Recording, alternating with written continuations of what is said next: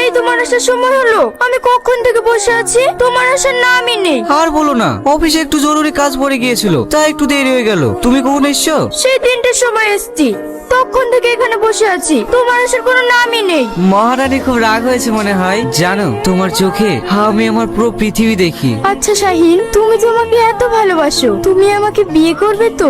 অবশ্যই করব, কেন করব না। কিন্তু তোমরা এত বড় লোক, তোমার আব্বু মা আমাদের সম্পর্ক মেনে নেবে তো? ও নিয়ে তুমি চিন্তা করো না, আমার আব্বু আমাকে খুব ভালোবাসে, ওরা আমাদের সম্পর্ক অবশ্যই মেনে নেবে। কিন্তু আমার খুব ভয় হয় জানো। কিসের ভয়? আমরা যদি কোনোদিন এক না হতে পারি। ধর পাগলি, কি সব বলতে চিন্তা করছো? আমি আজকে আব্বুকে বলবো তোমার আব্বুর সঙ্গে কথা বলতে। তুমি সত্যি বলছো তো? হ্যাঁ সত্যি। আরে ছাড় তো, অনেক কাজ পড়ে আছে, তোর আব্বা আবার অফিসে যাবে, তুই এখন জ্বালাসনি। মা, তোমাকে আমার একটা কথা শুনতে হবে, না হলে আমি তোমাকে ছাড়বো না। আচ্ছা ঠিক আছে, তাড়াতাড়ি বল। তোমাকে সালমার কথা বলেছিলাম না? হ্যাঁ বলেছিলি, কেন কি হয়েছে?